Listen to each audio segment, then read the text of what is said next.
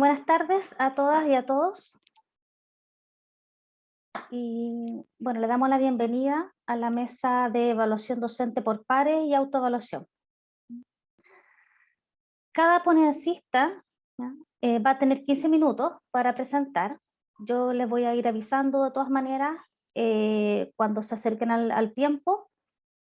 Les voy a pedir además que las personas que quieran preguntar puedan anotar sus preguntas en el chat. Pueden poner el nombre del ponencista o el número de ponencia también, ¿ya? La pregunta, ponencia 1 o el nombre de la persona a la que está dirigida. Al final, cuando terminemos, yo voy a dar un espacio para las preguntas. Eh, entonces vamos a dejar como primera ponencia, ¿ya? Si está por ahí, Viviana Cuervo, María Cuervo. Sí, yo estoy por acá. Puedes empezar, Viviana, ya que Irving tuvimos que pasar al final. Ok, entonces Sería muy amable. ¿puedo Vamos a compartir ver. pantalla? Sí, por supuesto. Sí. Gracias. Bueno, la ponencia número 2 lleva el título de Desafíos de la autoevaluación profesoral en educación superior en la mejora e innovación de sus prácticas, y está presentada por Viviana María Cuervo Montoya, Leonor Galindo Cárdenas, Fania Angulo Delgado, de la Universidad de Antioquia, Colombia. Correcto, muy buenos días para todos. En Colombia son las 11 de la mañana, ya acercándonos a mediodía. Muchas gracias y muy contenta de estar aquí, sobre todo ver personas que uno quiere tanto, al profesor Jorné, a la profesora Purificación y a todos los compañeros de la Universidad de Valencia que fueron mis maestros. Nosotros somos profesoras de la Universidad de Antioquia y la propuesta es desafíos de la autoevaluación profesoral en educación superior en la mejora de la innovación de sus prácticas. Estaba a cargo de la profesora Fania Angulo, de la Facultad de Educación de la Universidad de Antioquia, Leonor Galindo de la Facultad de Medicina y yo, Viviana Cuervo, de la Facultad de Educación también. La pregunta que nosotros nos hacíamos para la investigación tenía que ver con cuáles son los desafíos que hay con la evaluación profesional para la mejora de sus prácticas, ¿cierto? Digamos que esto surgió por la necesidad de ver cómo hay tensiones cuando la evaluación se realiza a partir de un ejercicio de evaluación, es decir, desde los estudiantes y profesores, de pares, pero también de los jefes directamente cuando se hacen esas evaluaciones. ¿Qué encontrábamos? Encontrábamos que los profesores sentían muchas tensiones y dificultades porque no se sentían bien evaluados. Y también veíamos que una buena evaluación responsable y consciente conduce a una autorregulación y que pareciera reducir esos efectos de inconformidad en los maestros frente al proceso de autoevaluación. Para ello se hizo una revisión de la literatura exhaustiva, se miraron, pues a partir de lo que es la autoevaluación, la evaluación de desempeño del docente, de evaluación profesoral, y por eso la llamamos evaluación profesoral, porque veíamos que evaluar en la universidad no era solo evaluar la práctica docente, sino que eso implica también evaluar el ejercicio de investigación y de otras actividades que nosotros los maestros hacemos a nivel universitario. Si voy muy rápido me dicen, nosotros los antioqueños solemos hablar muy rápido y eso yo sé que muchas veces genera problemas para muchos que no son de acá de Antioquia.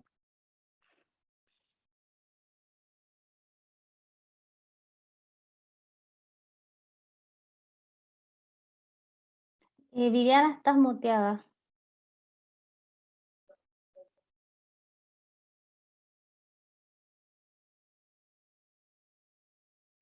Ah, se apagó la... Sí. Ajá, ya, gracias. Era sistematizar buenas prácticas autoevaluativas de profesores de planta. Escogimos profesores de planta porque digamos que son los profesores a los cuales realmente se les lleva un proceso de evaluación más riguroso en la universidad. Nosotros tenemos una categoría que son profesores de cátedra, entonces profesores que se les paga por horas y se les contrata por un año, y eso hace que ellos no tengan un ejercicio evaluativo ni por parte de los jefes ni por su propio ejercicio de autoevaluación. Entonces, por eso escogimos profesores de planta. Y esto era, lo que estábamos buscando era cómo esos ejercicios de autoevaluación que realizaban los docentes conducían realmente a las mejoras de sus prácticas.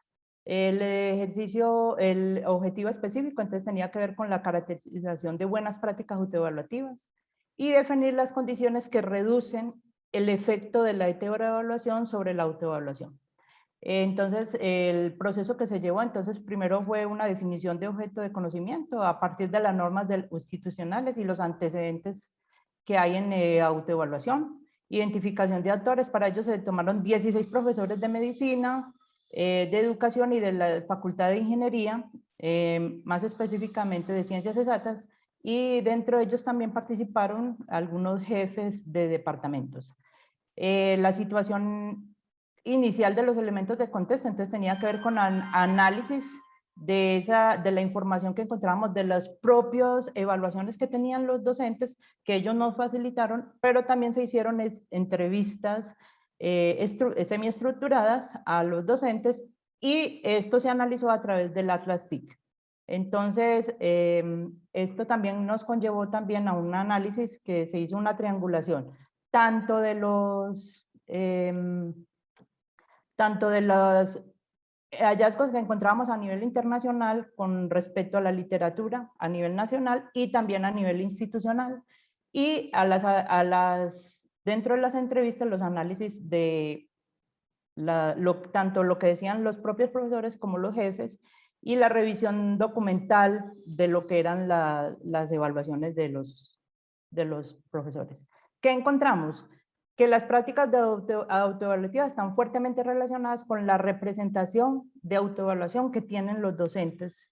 Esto, encontrábamos que muchos docentes hacían la autoevaluación de manera obligatoria, más como un ejercicio de tener que presentar ese informe a los jefes que como un ejercicio consciente de su propia forma de mejorar sus prácticas docentes.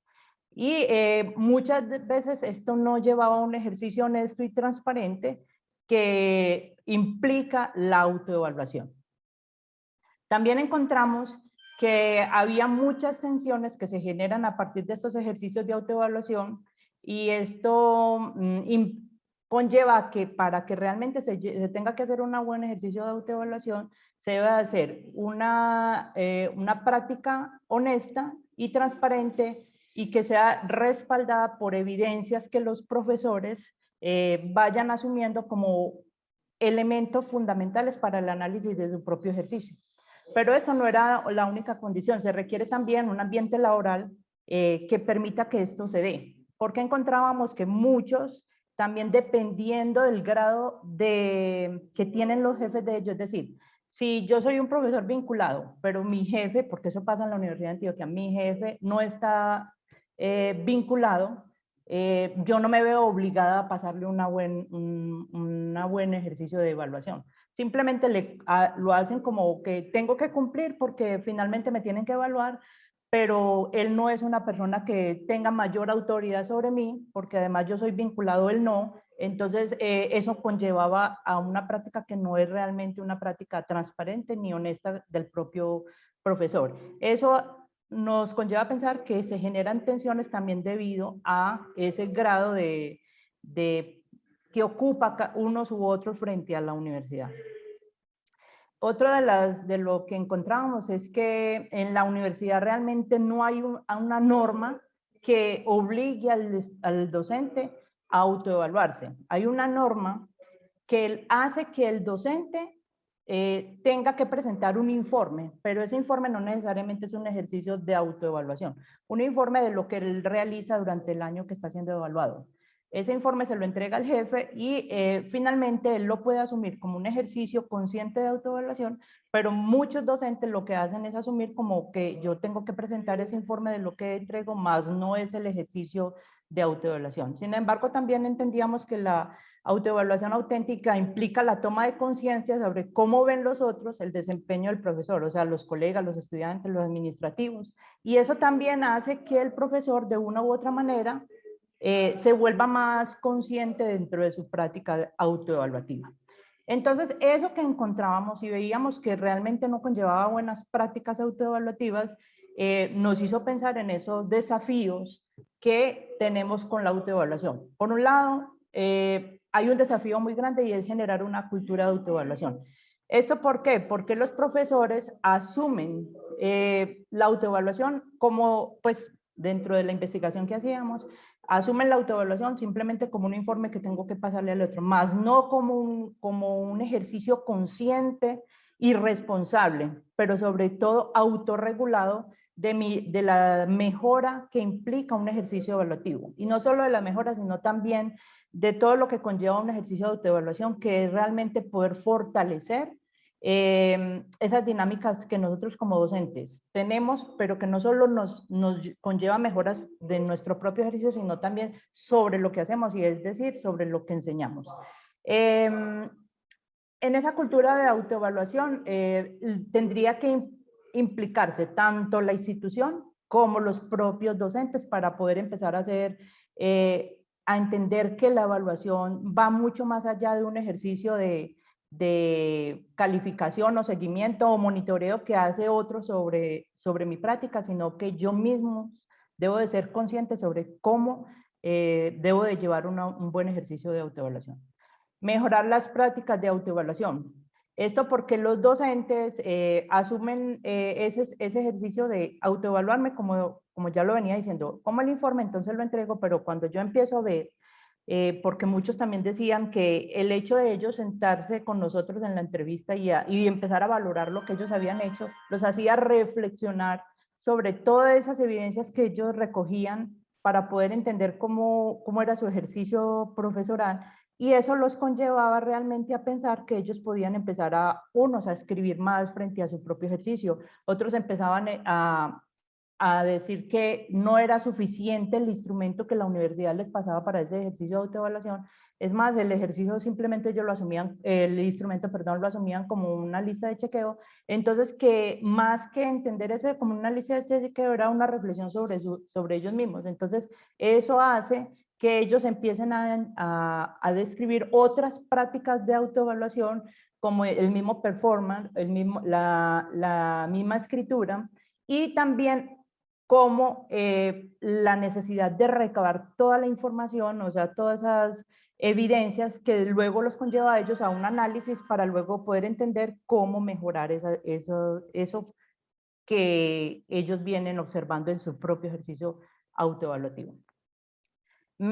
Mejorar la autoestima de los docentes. Esto lo decimos porque el docente se siente que cuando él está siendo evaluado, de una u otra manera está siendo juzgado por otro, pero que cuando él mismo se evalúa, él siente cierta satisfacción y cierto gozo con lo que hace, y esto porque ve que la autoevaluarse no implica ejercicios de malas prácticas, sino que por el contrario, él ve cómo en un periodo de tiempo él ha mejorado unas prácticas de enseñanza, o unas prácticas de investigación, o unas prácticas de trabajo con la comunidad. Y esto lo conllevaba a sentir una satisfacción, lo que nos hace pensar que una buena autoevaluación también mejora la autoestima de los docentes. Asimismo, encontramos un desafío en cuanto a la retroalimentación, a propósito que era uno de los temas últimos que venían tocando. Con la retroalimentación hay un desafío muy grande. No solo la retroalimentación que hace el jefe inmediato frente al ejercicio de la evaluación que hace sobre el docente, que es muy importante porque hay una queja permanente de los docentes frente a esa retroalimentación. Ellos se quejan mucho porque los estudiantes evalúan, pero finalmente ellos desconocen cuál es el resultado de esa evaluación que hacen los estudiantes. Es decir, se tiene en cuenta para sumarle puntos al docente, digamos que es un ejercicio calificativo más bien, que para realmente decirle qué aspectos debe mejorar el profesor, o en qué aspectos, no solo mejorar, sino en qué aspectos él mejor se desempeña, que lo han evidenciado los estudiantes. Nunca reciben esa retroalimentación. Y por otro lado, que el jefe desconoce muchas de las cosas que ellos hacen. Entonces, luego la retroalimentación no es efectiva porque finalmente no redunda en una mejora para ellos. Pero la pregunta que nosotros nos hacíamos y les hacíamos a los entrevistados y era, y usted mismo se retroalimenta. Entonces, uno de los desafíos es la retroalimentación, es decir, cómo el docente es capaz él mismo de retroalimentar su propio ejercicio evaluativo. Porque una cosa es que nosotros evaluemos y tengamos en cuenta algunas dificultades o fortalezas que tenemos como maestros. Pero cuando tenemos esas dificultades, hacemos un plan de mejoramiento, hacemos un seguimiento a esas cosas que hemos evidenciado que tenemos que mejorar. Entonces encontrábamos que uno de los grandes desafíos que teníamos también en ese ejercicio de autoevaluación de nosotros los maestros era aprender a retroalimentarnos y aprender a hacer ese seguimiento y monitoreo de ese ejercicio de autoevaluación. Y por último también encontramos un desafío consigo mismo, o sea, con nosotros mismos. ¿Y esto por qué? Porque lo primero que debe hacer uno en un ejercicio de autoevaluación es un ejercicio de conciencia y un ejercicio sobre todo honesto con uno mismo. Entender que ese desafío de la autoevaluación es un reto para uno mismo. No es que yo me autoevalúo porque le tengo que rendir cuentas al jefe o porque finalmente esa autoevaluación me la van a tener en cuenta en el proceso de seguimiento que me hacen a mí en la universidad, sino que ese ejercicio, ese desafío conmigo mismo tiene que ver con cómo yo identifico esas necesidades en el propio sujeto y casi que se vuelve un hábito el ejercicio de autoevaluación para que el profesor avance día a día en la mejora de sus prácticas docentes. Por eso nosotros entendemos que una buena práctica de autoevaluación del desempeño profesoral tiene que ver con un ejercicio planeado, observado y valorado que permite al propio sujeto hacer uso de su autonomía y del conocimiento de sí mismo. Desde una postura más kantiana lo vemos como una persona que hace uso de la razón, piensa por sí mismo, actúa en conciencia de su pensamiento y se hace responsable de las consecuencias de sus actos para alcanzar la mayoría de edad. Y esto lo queríamos resaltar dentro de este ejercicio porque entendemos que la autoevaluación es un ejercicio de mucha conciencia del sujeto para la mejora, y esa mejora no es solo una mejora de la práctica decente, es una mejora del propio sujeto, es una mejora ética del propio sujeto hacia, y en esto tomo un concepto que ha desarrollado mucho el profesor Jornet, para la cohesión social. Nosotros, los maestros, hacemos parte de esa cohesión social en la medida en que sabemos que lo que nosotros hacemos implica un cambio en lo social. Y eso hace que nosotros tengamos que ser conscientes de que ser maestro tiene unas implicaciones éticas que van a redundar y van a redundar, valga la redundancia, en una mejora de la sociedad en la que nosotros vivimos. Muchas gracias. No sé si me pasé del tiempo. Gracias, gracias Viviana. Muy poquito, por eso te avisé. Cuando hago así es porque ya tienen que ir cerrando. Bueno. Claro, era haciendo distintas señas acá. Pero bien, muchas gracias por tu participación. Bueno, dejo de Voy a mirar presentar. acá. A ustedes muchas gracias. Hola Irving, buenas tardes, bienvenido. Hola, hola a todas y a todos. Saludos cordiales. Irving, ¿vas a seguir tú ahora? ¿De acuerdo? Gracias. Comparto un momento la presentación. Ya.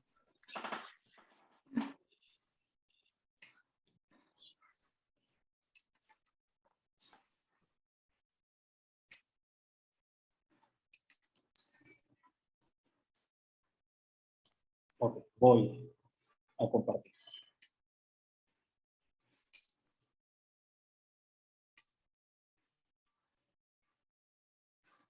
Ok, ¿pueden observar mi pantalla en este momento? Sí. Sí, excelente. Voy a hacer amplia la presentación. Bien, con tu anuncia, Maura, ¿cuánto tiempo tenemos para hacer la presentación?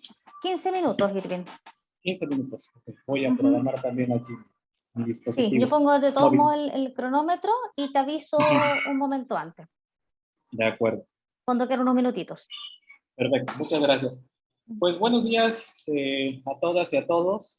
Saludos cordiales y respetuosos desde Acapulco de Juárez, Guerrero, en México. Me da mucho gusto tener la posibilidad de compartir con ustedes esta experiencia y esta vivencia relacionada a una observación entre pares como una propuesta para la mejora de la práctica docente. Se trata de un estudio de caso planteado en una escuela primaria particular en el estado de Guerrero. Antes de empezar con la presentación, me gustaría darles un poco el contexto. Como sucede seguramente en la mayoría de los países en el mundo, las escuelas acá en México son de dos tipos de sostenimiento. Pueden ser escuelas de sostenimiento público o pueden ser escuelas de sostenimiento privado. Desde el día de ayer que empezamos, y el miércoles también, con este coloquio, pude percibir, y algo que me agradó mucho fue que las aproximaciones que se están haciendo, conceptuales, metodológicas, incluyen instituciones de diferentes niveles educativos y de diferentes sostenimientos.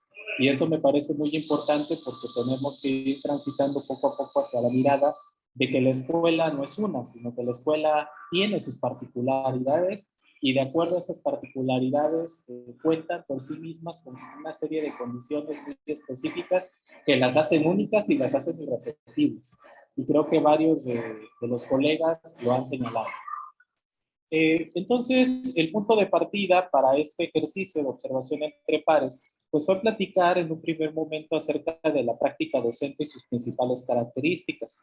Como ustedes observan en la pantalla y con base a la experiencia que muchos de nosotros tenemos en la posibilidad y dignificante profesión de ser docentes y atender a grupos, la práctica docente se caracteriza, entre muchas otras cosas, por su dinamismo, por su contextualización y también, desde luego, por su complejidad. Sobre todo este último punto realmente es importante siempre destacarlo porque en ocasiones se visualiza la práctica docente como algo muy sencillo. Es realmente complejo.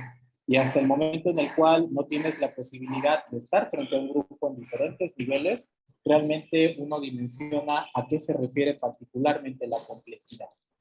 ¿Cuáles son las razones por las cuales se implementó este proyecto? Pues primero, la concepción de que la escuela es un espacio generador de cambios y también de transformación. Si queremos cambiar algo en los sistemas, tenemos que pensar en la escuela y tenemos que pensar también en lo que ocurre en la escuela. La necesidad de observar la práctica docente para identificar sus fortalezas y áreas de mejora, entendiendo que pues nadie nace siendo docente. En buena medida nuestra práctica se va desarrollando a través de los procesos de formación inicial y formación continua, pero desde luego a través de la propia experiencia. O sea, necesitamos experiencia para poder ir desarrollando, particularmente algo que pues, varios investigadores han dicho que se trata como el estilo de nuestra propia práctica docente. Y desde luego los resultados educativos. Siempre cuando se piensa en resultados educativos, se habla necesariamente de una práctica docente. ¿En qué porcentaje pudiéramos distinguir los factores que inciden en esos resultados? Creo que esa es una discusión que podríamos abrir en diferentes perspectivas, pero sin duda la práctica docente tiene un peso importantísimo en los resultados educativos. Algunas de las preguntas de referencia del proyecto fueron: ¿cuáles son las dimensiones básicas de la práctica docente y qué competencias las integran? Otra, ¿cuál es el nivel de desarrollo de estas dimensiones y competencias en los profesores de la institución?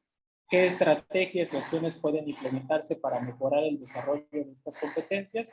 Y finalmente, ¿qué aportaciones tienen los ejercicios evaluativos como la observación entre pares? Alguna de la literatura básica retomada como parte del proyecto, pues primeramente mencionarles qué es la observación y cuáles son sus propósitos.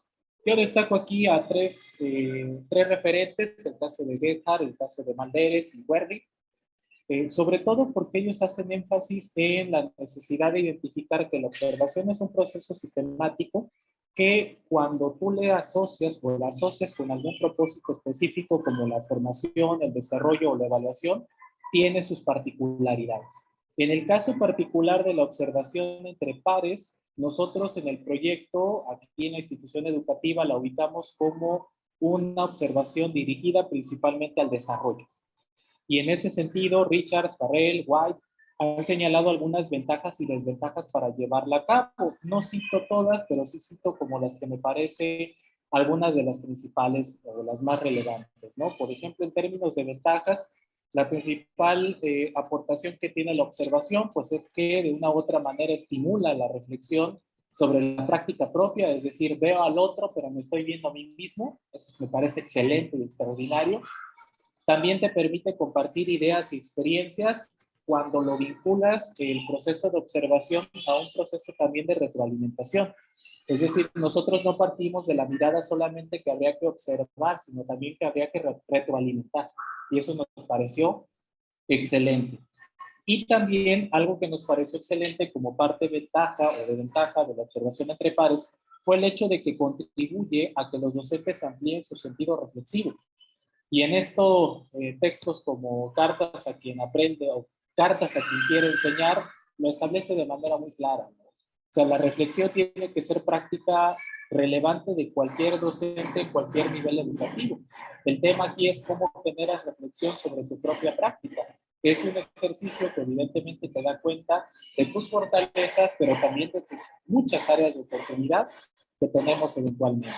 La institución educativa está ubicada en Acapulco de Juárez, como les decía, es una escuela primaria de sostenimiento privado.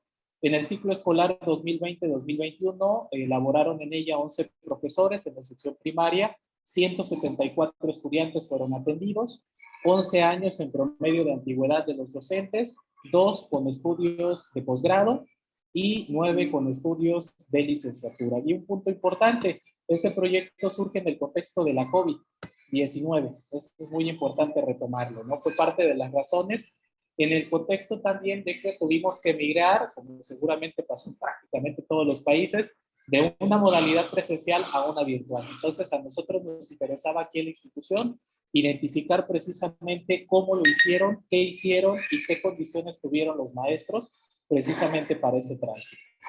En la parte metodológica, nosotros identificamos 8 dimensiones que serían, en este caso, sujetas de observación. Ustedes lo observan en la pantalla, las observan. Planeación, estructura de clase, enseñanza personalizada, recursos, curiosidad y pensamiento crítico, competencias profesionales, relación de recursos y la clase y la evaluación. Sí les comparto que varias de estas dimensiones no fueron necesariamente retomadas de lo que la mucha literatura que existe sobre la práctica docente señala. Algunas de ellas responden al modelo que tiene la institución educativa y a la parte precisamente organizacional. Por ejemplo, la curiosidad y pensamiento crítico. Eso es parte del modelo que la escuela trata de promover a través de los docentes para llegar a los estudiantes.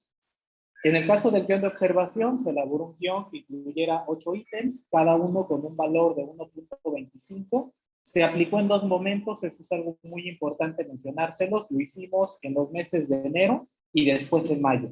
En ese inter, entre enero y mayo, febrero, marzo, abril, hubo un periodo de retroalimentación y también de formación continua. La intención evidentemente era darle condiciones a los profesores para que en el segundo ejercicio ellos vieran reflejado la importancia que tiene la observación, pero sobre todo las decisiones derivadas de la observación como tal.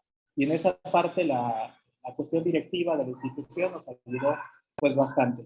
Aprovechando las TICs, lo hicimos a través del proceso de grabación. Ustedes saben que todas las plataformas, Zoom, Meet, etcétera, actualmente pues cuentan con esa función disponible. El maestro grababa su clase, dejaba la clase grabada en un drive y en ese mismo drive colocaba la planeación de la clase que en este caso se pretendía observar. Y tomando en cuenta que fueron 11 profesores, hicimos un trabajo entre pares.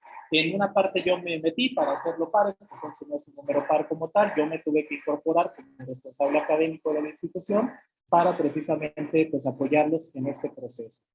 Otra cuestión importante, aquí están los resultados, ustedes pueden observar también que de acuerdo a cada dimensión hubo avances que pudiéramos considerar como no tan grandes en términos de puntajes, pero sí avances sustantivos. Lo que más me llamó la atención, por ejemplo, entre la primera aplicación y la segunda, es que como ustedes pueden observar en la pantalla, sí hubo incrementos al menos de 7 de las 8 dimensiones que se trataron de observar. Hubo una en particular que tuvo un decrecimiento y es algo que ya estamos trabajando en este ciclo escolar, que es la dimensión de la evaluación. Los docentes no evalúan como tal en su clase, no retroalimentan, en este caso a sus alumnos. Y esa es una tarea que desde luego pues ya estamos contemplando para este ciclo escolar. Algo muy importante en este ejercicio que hicimos, les decía, lo aplicamos entre enero en la primera parte y lo hicimos en mayo en la segunda parte, fue que entre febrero, marzo y abril se tomaron algunas acciones entre las aplicaciones.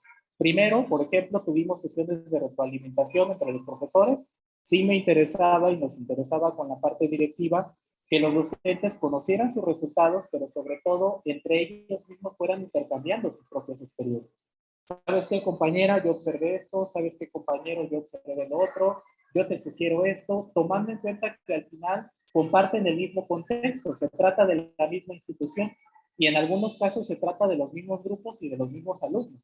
Entonces, esa es la parte enriquecedora del proceso de observación desde la perspectiva de este proyecto. También, considerando los resultados de la primera aplicación, la dimensión en la cual los compañeros docentes tuvieron más observaciones fue en la dimensión de planeación. En el inter de enero y mayo se llevó a cabo un taller de fortalecimiento de la planeación didáctica. Tomando en cuenta un referente, yo les hablaba al principio que este ejercicio lo pensamos tomando en cuenta la transición de la modalidad presencial a la modalidad virtual. Entonces, curiosamente, la modalidad virtual implica también un cambio o un ajuste en la forma, no nada más de trabajar, sino de planear también de los propios docentes. Entonces, esa es una parte también que nos pareció muy enriquecedora. Y también algo que nos pareció muy enriquecedor antes de llegar a la segunda aplicación fue compartirles a los compañeros docentes cuáles iban a ser las dimensiones y sobre todo cuáles iban a ser también los indicadores que se iban a observar en su práctica. Esto de una u otra manera nos ayudó a que ellos tuvieran más conciencia y referencia acerca particularmente de lo que se iba a observar en ellos. Un tema que me parece también sustancial en este proceso. Y pues algunos elementos para la discusión, particularmente la perspectiva sobre los profesores y las dimensiones y las competencias que les fueron observadas. Destaca mucho 3 cosas básicas para cerrar mi participación.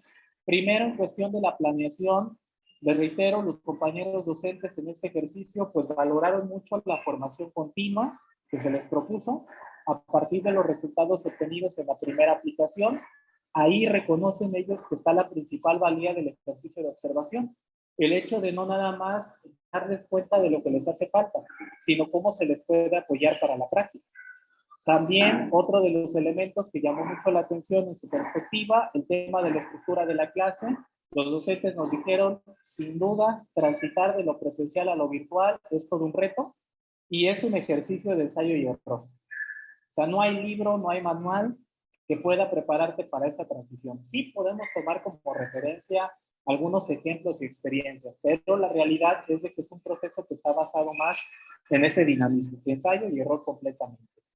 Y finalmente, en este caso, evidentemente las sesiones de retroalimentación son la parte sustantiva de este proyecto, el irse dando cuenta entre los maestros cómo se pueden apoyar y cómo pueden también intercambiar experiencias. Y para cerrar, pues la perspectiva en el corto plazo del proyecto es que durante este ciclo escolar vayamos trabajando más sobre los puntos que en la segunda aplicación todavía tenemos áreas de oportunidad. Como les citaba, la división en la segunda aplicación que salió con el resultado más bajo en términos de observación fue lo relacionado a la evaluación. O sea, a lo que ocurre con el docente dentro del aula y particularmente a cómo generar procesos de retroalimentación con los estudiantes. Esa parte los docentes todavía tienen un área importante de oportunidad y lo visualizo de la siguiente manera. Termino mi clase y me voy. Ahí paro, ¿no? Pero no hay algún ejercicio precisamente para retroalimentar.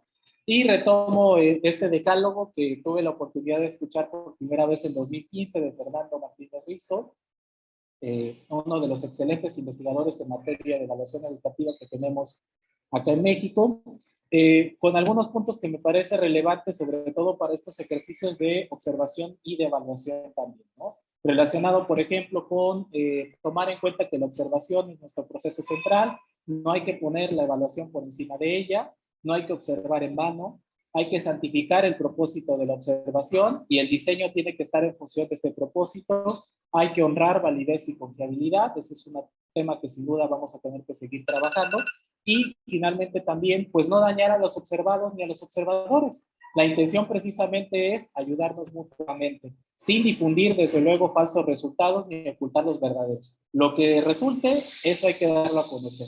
Ni reducir, en este caso tampoco, la observación al guión, hay que complementarlo con otros instrumentos, no deseando la observación del prójimo, eso es muy importante, porque luego queremos tomar como referentes ciertas situaciones que podemos pensar que son marcos idóneos. No, lo idóneo no existe. Lo idóneo lo tenemos que construir, sobre todo en la práctica docente. Y algo muy importante, y les decía a los compañeros para cerrar mi participación, no hay que codiciar los resultados ajenos, ¿no? Hace un rato en la conferencia decía la maestra Silvia Smelters, no hay que tomar como referencia los resultados de los demás. Hay que trabajarlo conjuntamente entre todos. De tal manera que identifiquemos qué es lo que hizo bien el compañero de frente que yo puedo utilizar en mi práctica para mejorar precisamente lo que a mí no me salió bien, entre comillas, ¿no? Les agradezco mucho. Gracias, Maura. Saludos a todos. Gracias, Irving, por tu presentación. Vamos a pasar a la ponencia número 3, evaluación del desempeño docente realizado por pares académicos, a cargo de Ruth Lilian Paniagua, Patricia Josefina Lugo, Lucio Rubén Lescano, del Laboratorio Pedagógico Petrona, Rodríguez de Francia, Ministerio de Educación y Ciencias, Instituto de Formación Docente Natalicio Talavera de Paraguay. Buenas tardes, en Paraguay ya estamos en el turno tarde. Me presento, soy Patricia Lugo, en representación del Instituto Nacional de Evaluación Educativa, dependiente del Ministerio de Educación y Ciencias. Ruth está también con nosotros en línea.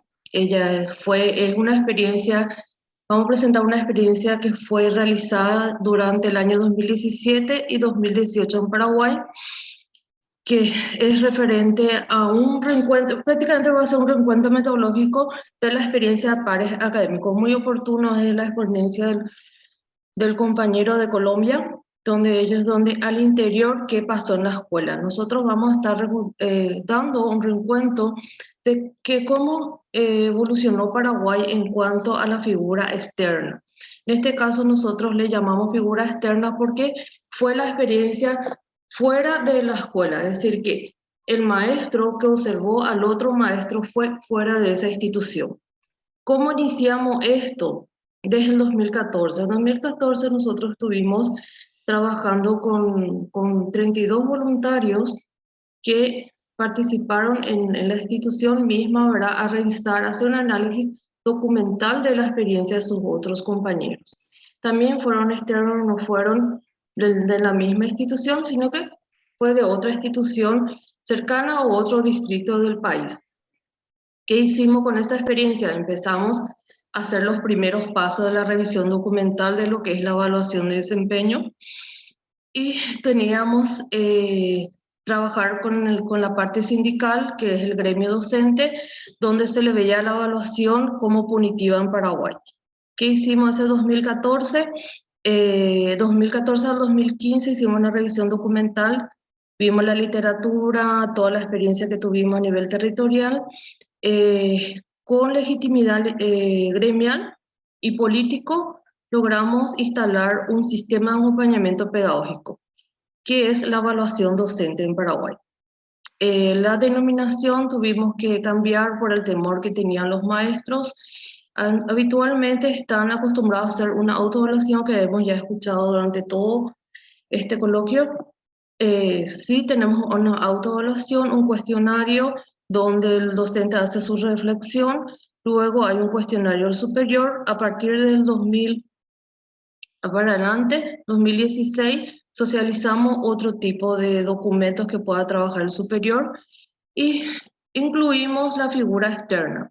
Es lo que está concentrado en la experiencia del piloto, donde está vinculada Ruth Paniagua con el laboratorio pedagógico, que fue la coordinación de estos expertos que fueron docentes del mismo nivel de enseñanza que imparte del docente evaluado. Es la experiencia anterior que estaba mencionando, pero lo que hicimos diferente en Paraguay fue de buscar un docente que no sea de la escuela, que sea de otra institución, que sea similar, que enseñe entre el primero al sexto grado, que enseñe, que desarrollen esa misma enseñanza para que puedan después observar. Trabajamos con 3.756 docentes del primero al segundo ciclo, que implica estudiantes de niños a partir de 7 años hasta 12 años, que es del primero al sexto grado. Entre el 2015 y 2016 preparamos el pilotaje, socializamos con los 3.756 docentes, compartimos los instrumentos de evaluación, compartimos una matriz para observar clases, que son 25 indicadores de observación, donde tiene una rúbrica para puntuar lo que se ve en forma directa o a través de una grabación. ¿Qué hicimos posterior a eso, verdad? Trabajamos con unos pares académicos, ahí es donde entra el laboratorio pedagógico como un equipo de apoyo consultor, donde estaban encargados de trabajar con la selección de los pares en forma conjunta con el Ministerio de Educación. El Ministerio supervisaba esa tarea. Tuvieron prácticamente a corto plazo un entrenamiento, desarrollamos un protocolo de cómo ellos podían, las tareas principales de esos pares eran videograbar 2 clases de un área o un grado determinado al mismo tiempo en forma continua, ¿verdad? Teníamos jornada extendida, que entonces optaban docentes tener las clases desarrolladas una tras hora, ¿verdad? Prácticamente esa era la primera tarea de ese par seleccionado. Pero para llegar a eso tuvimos capacitaciones máximo de 3 días, entrenar a estas personas porque eran maestros de aulas que tenían disponible en un turno opuesto o solicitábamos un tiempo porque es un proceso experimental. Posteriormente le entrenamos también a elaborar informes de análisis. Tenía que puntuar los 25 indicadores observables de las clases videograbadas. Logramos captar 7.000 clases grabadas de varias asignaturas. En Paraguay tenemos el guaraní, que es nuestra lengua oficial, el castellano también, matemáticas y ciencias. Logramos capturar los 7.000 clases, que corresponde al 85% de los docentes que pasaban por la experiencia. A partir de esas videoclases, ¿verdad?, grabadas, observaban, le entrenamos a estos pares que observen esas clases y que puedan puntuar y dar un análisis. ¿Cuáles fueron los ámbitos que reforzamos con esta figura externa? Es el manejo instrumental principalmente. En el manejo instrumental, en el entrenamiento, vimos la parte del conocimiento de los procedimientos y los instrumentos. Teníamos 2 puntos importantes que tenía que conocer esa figura externa: la revisión de planes y las observaciones de clases. Primeramente tenían que conocer la planificación de lo que iban a observar y luego entrar. Con la opción de los 15% de los docentes hacían una observación directa y anotaban lo que observaban. Hacía una descripción tipo etnográfico para poder sacar la información en un momento dado. Luego tenía que, el otro punto fuerte que estuvimos trabajando con los pares es el uso de los equipos tecnológicos. El propio par académico, grabar la clase, le facilitamos un equipo tecnológico, unas cámaras filmadoras, tenía que tener todo el repertorio de las tomas de esas prácticas pedagógicas, tenía que conocer dónde ubicar la cámara, captar los audios, también la ubicación del estudiante, tanto el profesor, porque teníamos indicadores donde se le tenía que observar al estudiante si respondía a las consultas a su docente. Los indicadores están vinculados con las funciones didácticas del maestro, de los momentos didácticos desde el inicio, desarrollo y cierre de una clase. Entonces, la didáctica general es lo que está vinculado con los 25 indicadores. También le entrenamos en cuanto a la generación de un clima de confianza para la obtención de esas grabaciones. Ese fue un punto positivo al obtener al 85% de docentes en Paraguay que se han grabado, porque era la primera experiencia con el piloto que opten por una grabación. Eso ocurrió hasta el 2018. En el 2019 incorporamos los 25 indicadores de observación de clase como un documento de tendencia obligatoria, tanto para el director como el coordinador pedagógico. Eso el ministerio fue introduciendo, el equipo ya territorial realizaron asistencia técnica a los directores, porque los directores también ya ahora ya están utilizando esos 25 indicadores con observaciones directas, no aún con las grabaciones. Las grabaciones siguen todavía con la figura externa, es una opción con la figura externa por el rigor y el criterio técnico y científico que necesitamos en cuanto que un evaluador pueda observar y el tiempo que es necesario para poder hacer el análisis de manera objetiva. En el 2020 logramos realizar un informe de la aplicación piloto del sistema de acompañamiento pedagógico. Como les mencioné, que el nombre está estipulado en Paraguay ya con unos acuerdos gremiales en cuanto a la evaluación. Este tipo de evaluación, como ya esta mañana le escuché a Silvia, que es con el tema del plan de mejora, está vinculado a un plan de mejora. La retroalimentación de acuerdo a los resultados obtenidos, que ese es uno de nuestros primeros principales desafíos. En ese informe identificamos 3 acciones que realizaron los pares académicos que tenemos que, es un desafío ir analizando y cambiar con la metodología después de esta pandemia, porque nuestras observaciones fueron de clases presenciales, también tuvimos situaciones casi un año sin clase presencial y a partir de este 2021 con las clases híbridas que se fueron implementando de forma gradual. Entonces vimos tres acciones importantes que después tenemos que pasamos en desafío. Uno, que realizamos una capacitación a corto tiempo con unas herramientas básicas con que se contaba ese año. El otro, que vimos que existió un diálogo previo entre el docente y el par académico para la grabación. Hubo un clima, un acercamiento y una aceptación de la figura externa.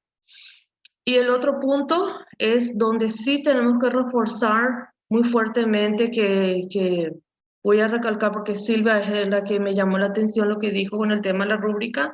Sí, los informes salieron sencillos porque trabajamos con maestros de aula. Los mismos maestros con el mismo nivel de preparación, de formación del otro maestro observado. Entonces, ahí es donde tenemos que reforzar. Y uno de nuestros desafíos es eso, que es la última, ¿verdad?, diapositiva con usted que quiero compartir, que es reformulación de la metodología de la figura externa cuando hablamos de par académico. Sea el par que dentro de una misma institución o sea de otra institución, tenemos que reformular. Y ahí me percaté que a nivel que tanto en Colombia, en México, en el país que sea, tenemos que mejorar las habilidades de los expertos evaluadores. Uno de lo importante es tener en cuenta la calibración del juicio valorativo, de calibrar, no quedarnos con una sola mirada que realizan nuestros evaluadores externos, sino que al menos tener 2 evaluadores externos que puedan compartir la mirada que tengan ambos con la calibración. Tener una rúbrica donde podamos mirar objetivamente y ver también, trabajar muy de cerca con esos expertos que tengan ese tiempo para los entrenamientos, al menos de un año previo, para poder minimizar ese efecto de lenidad, la sobreestimación de los resultados. Aunque sea el propio docente, aunque sea el director, también vimos que el par académico puede sobreestimar uno de los indicadores, y ahí es donde detectamos las debilidades en cuanto a la formación, que es el siguiente paso que tiene este sistema de acompañamiento pedagógico, que es mejorar las prácticas pedagógicas, mejorar cómo enseña el maestro. Y es lo que tenemos en pocas palabras, que estos nuestros agentes evaluadores, tanto el propio, como mencioné, y el superior, en años anteriores, ellos seguían teniendo sobreestimación y ahora han superado, pero no del todo.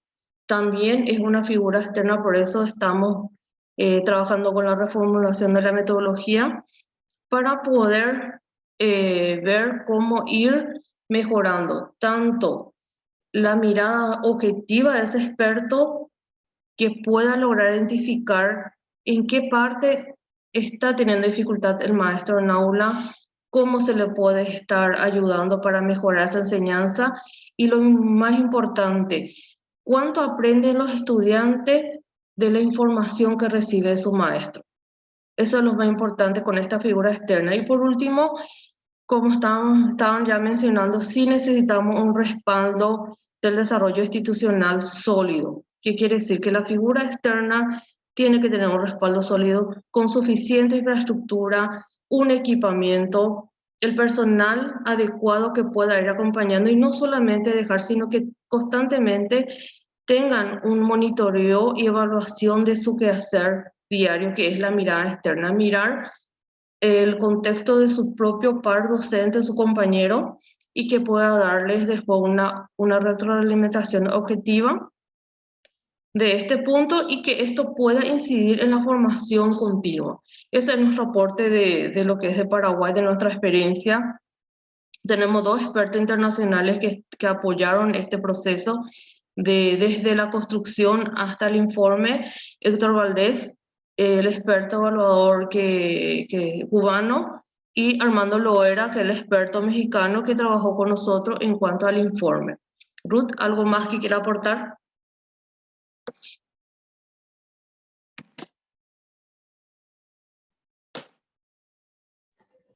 Saludos, colegas. Muchas gracias, Patti. Muchas gracias a los organizadores del evento. Ya mi colega Patricia ha dado toda la mayor parte, creo, de la cobertura. Solo me quedaría agregar que la evaluación de desempeño docente en su versión piloto en Paraguay ha tenido una combinación de los factores que ella resaltaba.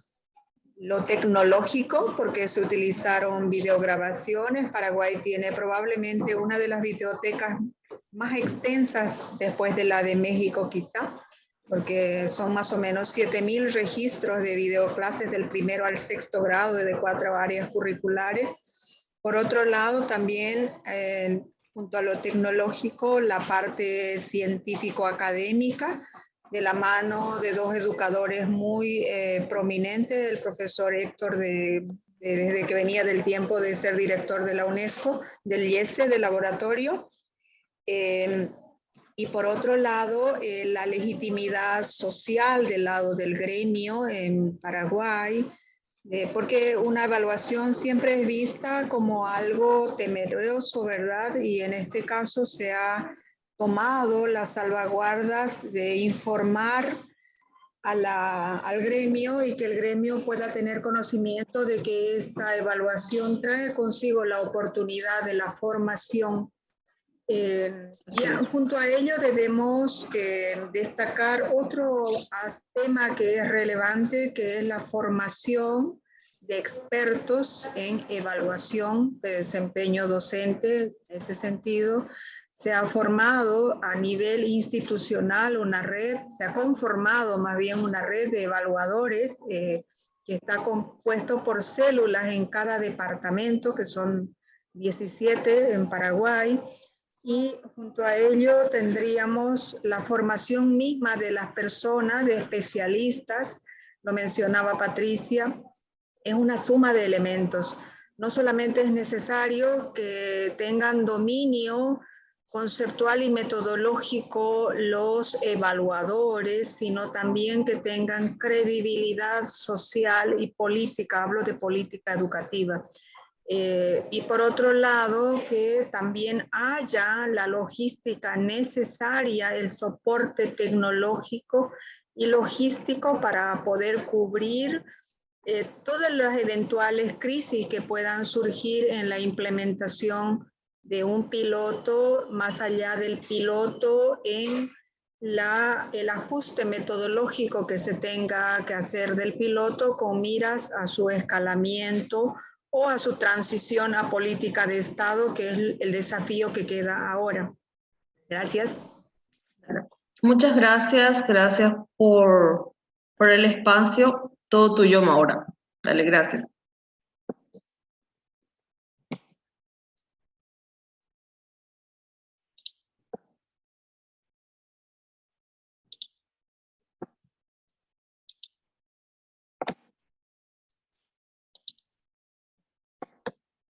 Maura, ¿no tienes audio?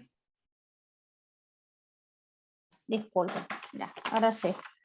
Entonces vamos a pasar a la ponencia número 4, ¿ya? Representaciones sociales sobre la evaluación institucional del desempeño docente de los profesores de la licenciatura en enseñanza de lenguas de la Universidad de Colima.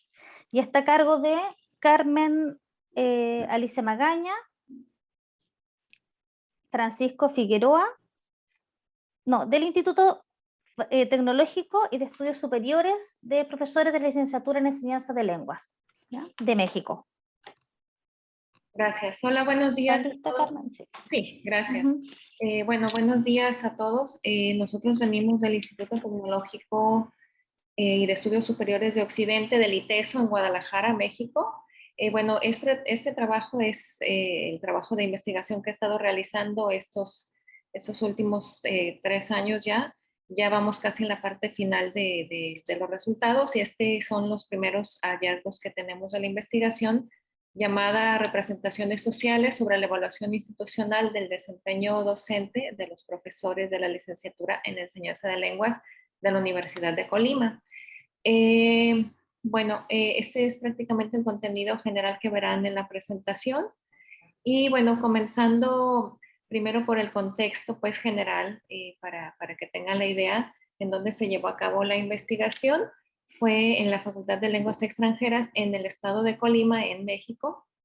Y bueno, el proceso de evaluación de los docentes de esta facultad, que son 11 los que participaron en la investigación, con alrededor de 219 alumnos que varían pues en cada ciclo escolar, se realiza una evaluación semestral con un instrumento digital que el alumno va contestando al final de cada semestre sobre cómo fue el desempeño docente de los maestros que tuvieron. Este instrumento consta de 4 categorías y tiene un total de 14 ítems. Y las categorías, pues una de las primeras categorías es las competencias profesionales, que aquí se les pregunta sobre el dominio de los temas que impartió el docente, si explicó de manera clara, si preparó sus clases o si atiende a los alumnos cuando le solicita el docente. Otra categoría fue la de habilidades estratégicas didácticas. Y aquí se les pregunta a los alumnos si su maestro promovió situaciones para que el alumno aprendiera por sí mismo, si adaptó las actividades de enseñanza a las necesidades específicas del alumno, si promueve también el uso de la tecnología, que bueno, esta investigación obviamente, lo menciono, se planeó antes de que comenzara la pandemia y prácticamente la tecnología era raramente utilizada. Obviamente ahorita pues es la herramienta de primera mano, pero aún así, bueno, está incluido en el instrumento de evaluación.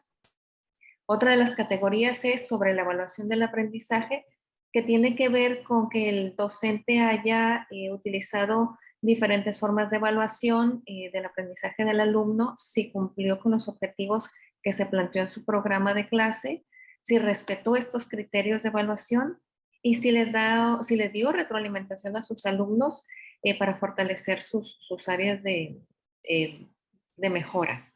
Y la última categoría fue que se incluyen en instrumentos la de actitudes y valores. Y aquí pues sí promueve actividades relacionadas con necesidades sociales y promueve tolerancia, sí promueve el respeto por la diversidad. Todo esto incluido, como les menciono, en el instrumento con el que se evalúa al docente. Debido a esto, bueno, la premisa institucional de la Universidad de Colima es que se evalúe al docente para que con los resultados de esta evaluación se pueda mejorar la calidad educativa del alumno. Sin embargo, los docentes en específico, los que fueron participantes de la investigación, comentan que la evaluación se realizaba sobre todo para fines administrativos. Los docentes que participaron son profesores de tiempo completo, que quiere decir que ellos trabajan 40 horas, y profesores por horas o por contrato.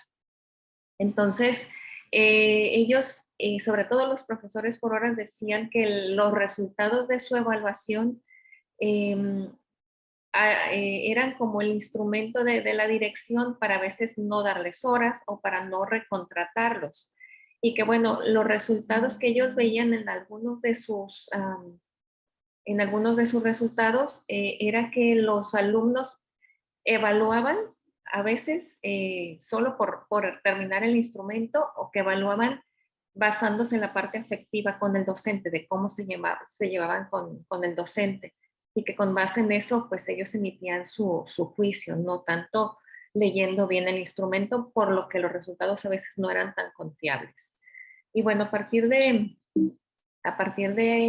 esto se generan las preguntas generales y específicas, porque es, bueno, es la primera vez que se realiza, por lo menos en mi universidad, un trabajo donde se le pregunta al docente qué le representa su proceso de evaluación. Por eso se retoma la teoría de las representaciones sociales, y desde su mirada reflexiva, bueno, pues se cuestionó cuáles son las representaciones sociales sobre su proceso de evaluación, y pues qué información tiene el docente sobre la evaluación, qué les representa o qué imagen se construyen de la evaluación, qué actitud ellos asumen sobre su proceso de evaluación, y después buscar qué elementos son similares o diferentes respecto a su proceso de evaluación.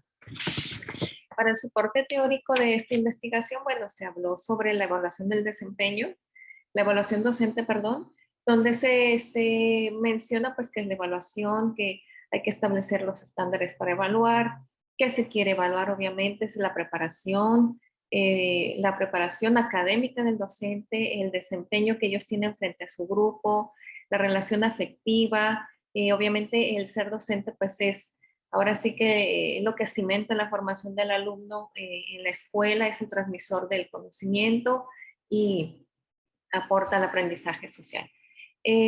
Sobre el desempeño docente, bueno, aquí retomo a Scriven, que habla sobre algunas de las características que tiene el docente o el trabajo que desempeña, como las actividades y las competencias que tiene que tener sobre su materia, las habilidades de comunicación, manejo de clase, evaluación del conocimiento, aptitudes, conocimiento de su entorno y de su contexto profesional, y obviamente pues a Moscovici en la parte de las representaciones sociales. Y pues aquí Moscovici habla sobre que la representación social es una construcción del conocimiento y la relación comunicativa que existe entre los individuos. Aquí ellos conocen la realidad de su contexto, en este caso el proceso de evaluación, y que por medio de las representaciones sociales se resume este conocimiento, ¿sí? Además de ser sistemas cognitivos donde se toman en cuenta sus opiniones y las creencias, y de ahí se van formando estas representaciones sociales. Siguiendo, bueno, con la presentación del posicionamiento metodológico, aquí se utilizó una investigación, una metodología cualitativa.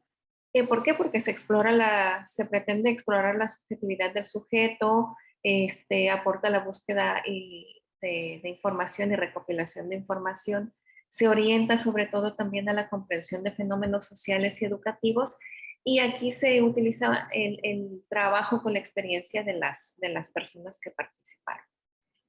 Los participantes fueron 11, fueron 4 hombres, 7 mujeres, como les mencioné, profesores de tiempo completo, que ya tienen pues su contrato definido, y los profesores por horas, que depende ahora sí que prácticamente el resultado de sus evaluaciones para determinar su permanencia en la facultad.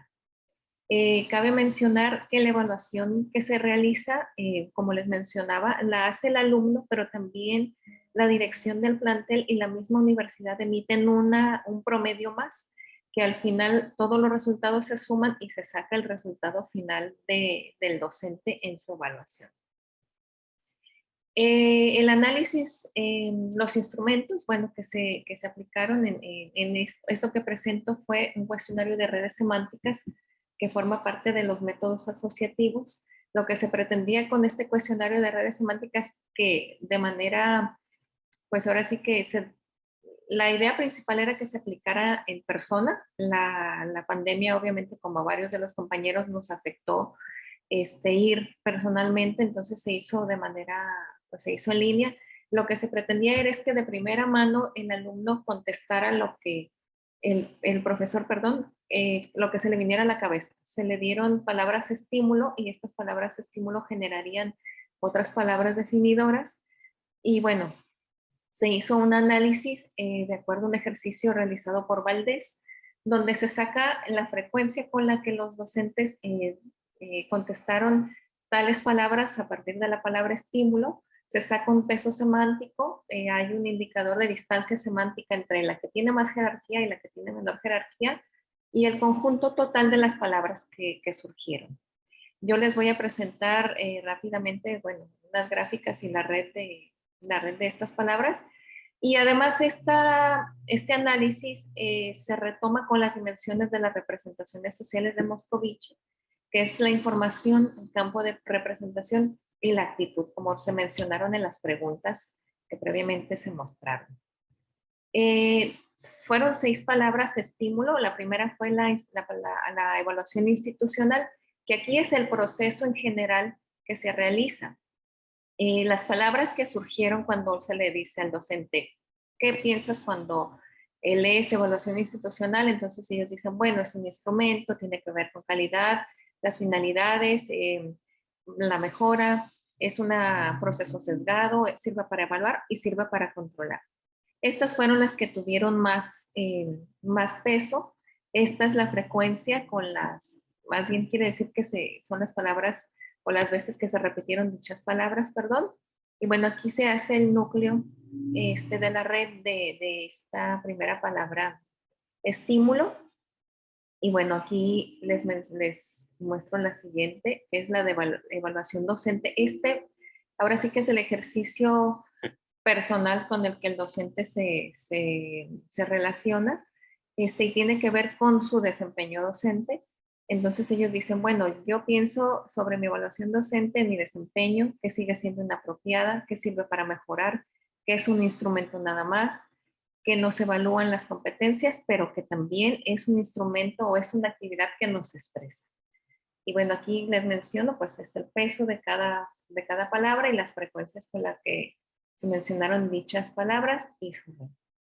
El desempeño de la práctica docente es la actividad realizada por el docente y que habla desde la planeación del trabajo realizado, sus estilos de dar clase, pero que también es una práctica o es una actividad que la sienten ellos que está devaluada, que sienten que sí preparan sus actividades, que preparan sus clases y que los resultados el alumno no lo considera así.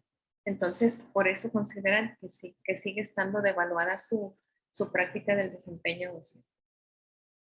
El sistema de evaluación docente aquí es el instrumento en sí y ellos dicen que es un sistema que necesita mejorar.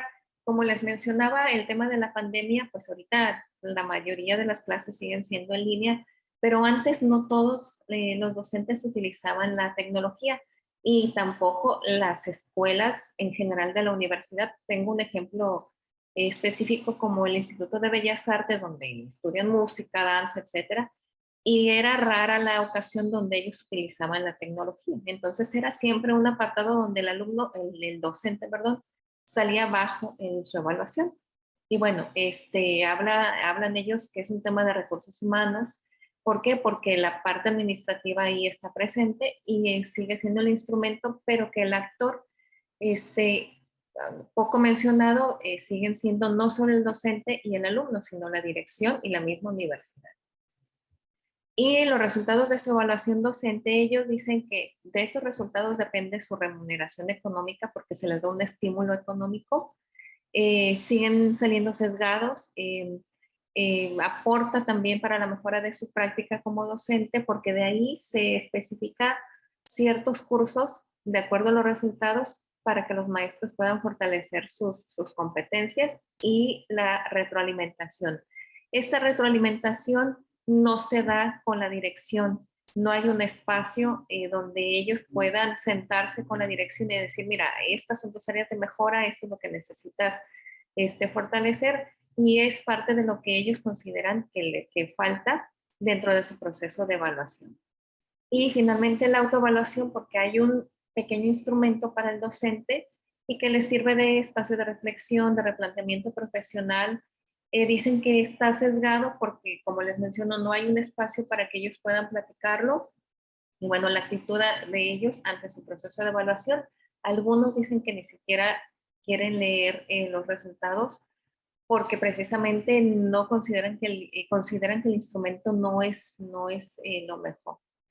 Y bueno, la interpretación yo la dividí en dos tablitas para más rápido ahorita. La parte positiva de todos sus comentarios y la parte negativa. Dentro de la evaluación institucional, bueno, la parte positiva, ellos dicen que es necesaria, que sí es necesaria su evaluación, la evaluación docente, que es una actividad necesaria, que se necesita para mejorar sus áreas de oportunidad, para fortalecer las competencias que ya tienen. Y que sí les ayuda para la mejora de su desempeño, ya que se planean cursos o estrategias, y que bueno, dentro de su labor es importante, es de gran esfuerzo y les da satisfacciones. El sistema de evaluación docente, bueno, que se debe de seguir, pero que es un instrumento que se debe de fortalecer, que tiene mucho peso obviamente, y que los actores más importantes aquí son los alumnos, pero que se necesita concientizar al alumno. Y bueno, para la parte negativa, pues sí necesita, hay muchos cuestionamientos sobre los resultados, que eso se tendría que ver más adelante con la institución. Bueno, de manera pues resumida, esta es mi presentación. Muchas gracias, madre. Gracias. Muchas gracias.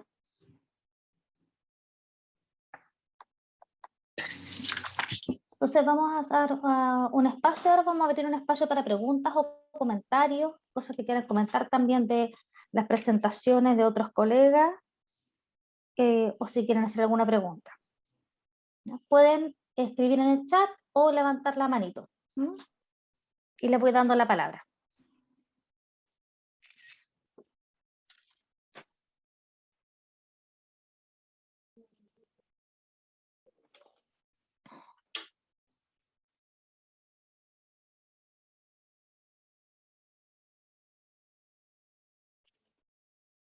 Irving. Hola, nuevamente, buen día a todas y a todos. Primeramente, pues reconocer el trabajo de cada uno de ustedes. Hay experiencias bien interesantes. Quisiera, Maura, preguntarle a las compañeras que presentaron este proyecto que está asociado a la evaluación del desempeño docente, a las compañeras de Paraguay. Mi pregunta concreta sería la siguiente. Ustedes señalaron que toman en cuenta las diferentes dimensiones implicadas en los ejercicios de evaluación del desempeño.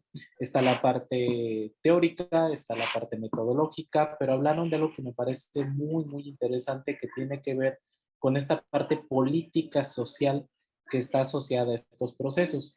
¿Cómo les ha ido en esa parte allá en Paraguay? ¿Qué es lo que ustedes han percibido en cuanto a los docentes, en cuanto a la opinión pública en general? ¿Se observa que hay apoyo hacia este tipo de procesos o hay resistencias? Gracias. Sí, estamos. El apoyo político-social sí estamos teniendo desde el 2015. Hacemos encuentros con la parte gremial, con los representantes gremiales. Con ellos hemos construido la denominación del sistema de acompañamiento pedagógico. El 2016, dentro del equipo estuvimos socializando representantes, hemos logrado compartir con ellos en jornadas sindicales, o sea que sí tenemos una conversación desde el Ministerio de Educación, tenemos una dirección de relaciones gremiales que nos ayuda mucho esa conexión con ellos. Y lo importante que dentro de este proceso logramos incluirle como parte de una comisión evaluadora para sacar los resultados finales de este sistema de acompañamiento. Este proceso, esta experiencia piloto nos ayudó a ver cómo ir reforzando y permaneciendo ese acompañamiento político social en este sentido. En cuanto a eso logramos, al estar con los docentes, a compartir con ellos, a socializar la forma de evaluarle esos instrumentos, tenemos más apertura, eso sí, pero eso se logra no solo un día, un año, sino que varios años. Actualmente Paraguay está con un proceso con un acuerdo, con un pacto político de conseguir el salario básico profesional que se cumple el año que viene. A partir de ahí, estamos proyectando unas mesas de trabajo para continuar que estos tipos de evaluaciones no afecten muy directamente al salario, al aumento salarial, ¿verdad? Sino que sea para la retroalimentación. Es por esa razón, uno de nuestros desafíos es eso, de buscar, de ajustar la metodología, atendiendo también que estamos en tiempo de pandemia, de cómo podemos ir llegando por la modalidad de la enseñanza que estamos implementando con nuestros docentes. De la parte del Ministerio de Educación y Ciencias sí tenemos mesas de trabajo con la parte gremial. De acuerdo, gracias, Mauro. Gracias, compañero. Acá tenemos, sí, no hay manitos levantadas por ahora. Voy a leer entonces una pregunta para todos y todas. Así que los que quieran contestar, levantar la mano. Ya de parte de Alma Torquemada. ¿Cuáles son las dificultades observadas en los docentes para desarrollar procesos de autoevaluación y coevaluación? ¿Qué tipo de procesos se debe trabajar con docentes para el desarrollo de habilidades de autocrítica y reflexión de su propia práctica? Disculpen, antes de esta pregunta parece que estaba... Murillo había levantado la mano, pero... Así es, buenos así? días. Sí, buenos Ya, días. claro, que apareció la manito después desapareció, entonces me quedó la duda. Sí, buenos días. Bueno, yo soy de Nicaragua, ¿verdad? Soy docente tiempo completo y lo felicito por la investigación. Sin embargo, a mí me surge un par de dudas que me gustaría que la evacuáramos. En este tipo de evaluaciones normalmente, sobre todo los docentes horarios, vinculan esto a la permanencia o no permanencia. Entonces, mi pregunta específicamente, ¿cuánto es el criterio de tiempo que un docente tiene como experiencia? Y para poder medir la tendencia, ¿verdad?, del desempeño, ¿cuántas evaluaciones positivas o negativas se toman en cuenta? Gracias.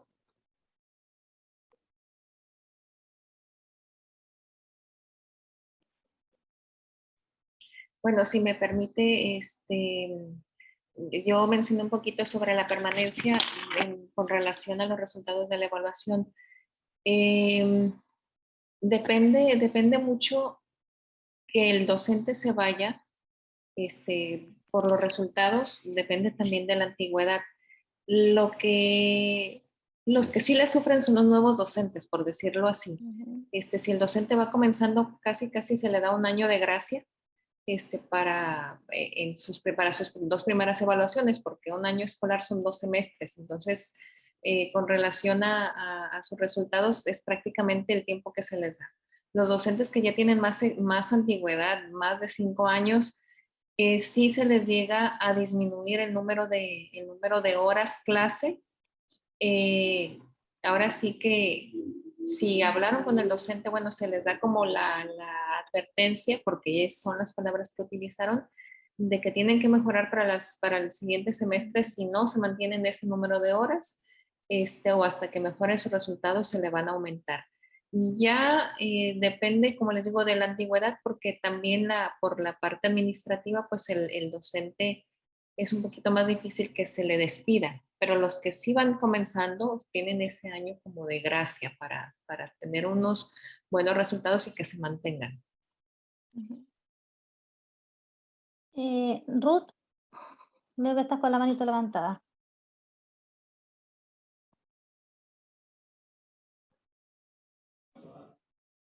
Estoy tratando de habilitar, acá estoy. Sí. Voy a responder parcialmente a la pregunta de Alma sobre qué procesos desarrollar para producir la reflexión de la propia práctica. En este caso, bueno, en el caso de Paraguay, de la experiencia que tenemos, nosotros utilizamos, por un lado, una evidencia que era la propia clase del maestro, una clase natural, una clase en video, que bueno, es una metodología que viene desarrollándose de muchos años atrás, con suficiente respaldo teórico, y además que le permite al maestro teorizar sobre su práctica pedagógica. Bueno, tiene todo un protocolo la reflexión de la propia práctica y en sí es un acto formativo. Entonces, a la hora de generar la reflexión sobre la práctica pedagógica se sigue ese guión, ese protocolo de en X condiciones se le van haciendo preguntas, una entrevista estructurada al maestro, con el cual en un ambiente cuidado se produce ese encuentro consigo mismo, con la propia práctica, y en esa reflexión se genera o se inicia un proceso de retroalimentación pedagógica. Entonces hay una combinación de conocimientos, pero también de habilidades por parte del colega que hace de entrevistador. Hay también un cuidado institucional, porque ahí es donde se tiene que dar la confianza por parte del maestro de saber que aquello se está haciendo para generar una reflexión pedagógica y que ese es su propósito. De lo contrario, puede conducirse a respuestas generales o vagas o simplemente de compromiso. Patricia lo mencionaba, el colega anterior, me parece que era Irving también, que pueden estar asociadas a los salarios u otras medidas que pueda tomar el sistema. En este caso, la reflexión tiene que ser entendida por el maestro como el inicio de un proceso de conocimiento, de reconocimiento de su propia práctica respecto de unos indicadores que están bajo un protocolo en esa retroalimentación pedagógica. Esto requiere por parte del maestro un animarse, un prepararlo a dar ese paso, a sincerarse, y por parte del colega que acompaña esa retroalimentación, por eso es un sistema de acompañamiento pedagógico, requiere habilidades, requiere expertise, requiere dominio, requiere práctica, requiere confianza, y eso se hace en varios años, lo mencionaba Patricia. Sin embargo, yo creo que los sistemas educativos hemos ido avanzando poco a poco en esa función del sistema educativo, que es la de aportar a la formación docente, desarrollando instrumentos como los de evaluación, donde se puedan estas funciones didácticas expresarlas y el maestro o el colectivo docente pueda confiar en estos instrumentos y procedimientos. Gracias. Sí, muy cortito quería agregar con respecto a, de ahí voy a volver a leer otras preguntas que nos dejó Alma, con respecto a lo que planteó Patricia Lugo, ¿ya? Y Ruth, del paracadémico y de reformular el concepto de paracadémico. Yo también observé en el proceso investigativo que desarrollé, pero en un contexto universitario, que en la universidad también había, podríamos decir, vacíos en torno a eso, porque, por ejemplo, ustedes saben, en la universidad no todas las personas tienen formación pedagógica, porque hay muchas carreras distintas, etc. Entonces, se planteaba el problema, ya lo va a observar un par, pero, por ejemplo, estoy inventando una especialidad, un ingeniero observa un ingeniero, pero esa persona no necesariamente sabe pedagogía o cómo enseñar, sabe su especialidad. Entonces, la retroalimentación que va a hacer se va a centrar más en esos aspectos. Y en ese momento, cuando estuve buscando bibliografía al respecto, me acuerdo que leí algunos estudios que planteaban la opción de que en esos casos hayan dos pares de personas que observan, que uno sea como el especialista o el asesor pedagógico, podríamos decir, y el otro sea de la carrera, pero que no era suficiente solo de la carrera, porque a esa persona le iba a faltar toda una formación pedagógica también para poder hacer un feedback de calidad. Entonces encontré súper interesante lo que ustedes plantearon con respecto al par, que en el caso de ustedes, por lo que entendí, lo que pasaba era que eran los mismos docentes con el mismo grado de desarrollo que observaban. Algo así entendí, Patricia, no sé si está bien, si esa era la problemática. O Ruth. Sí, está bien, Maura. Sí, así es. Era el mismo docente aula que a poco tiempo tenía lo que es la experiencia en aula, ¿verdad? Pero no lo que es la experiencia en cuanto a un análisis descriptivo, de poder calibrar lo que observó, de ver una mirada más objetiva, sino que sí hubo ese error de lenidad que comentamos, que sobreestimaban en un momento dado, hacían informes sencillos, eso sí, muchos, bastante trabajamos con Ruth, ella como coordinadora siempre realizar las devoluciones. Ahí sí, con el informe del 2020, confirmamos que necesitamos no solamente una persona, sino que necesitamos al menos dos. Como dijiste, el que tenga la experiencia en aula, que tenga la pedagogía específica, lo que es la didáctica específica, y el otro que sea en ese sentido superior y que pueda dar la siguiente mirada, ¿verdad? Que puedan juntos sacar una resultante. Al menos dos, pero lo más importante podría ser tres para dar la tercera mirada, que puede dar como neutral, que pueda ver lo que es la didáctica específica como lo que es la parte general. Eso podría ser también un ideal, pero como es alto costo, cuando hablamos de lo que es infraestructura, tener especialistas, de 3 especialistas para un docente es bastante costoso en cuanto al pago, ¿verdad? En este caso en Paraguay, sí estamos proyectando, pero necesitamos personas que sean entrenadas previamente en esta área. Es así, no sé si en otros países ocurre eso, si ya tienen especialistas ya fuera de aula que pueda hacer este trabajo que es de laboratorio. Gracias. Irving, tenías la manito levantada. Sí, gracias. Pues bueno, yo tengo un comentario que creo que puede sintetizar bien lo que en las 3 experiencias, 4, perdón, que se presentaron, puede servir como un punto de reflexión, creo, común para los 4 proyectos en particular. Me llama mucho la atención lo que varios de ustedes compartieron cuando hablaban lo relacionado, por ejemplo, a la cuestión de cómo generar más reflexión o cómo generar aceptación de los procesos de evaluación.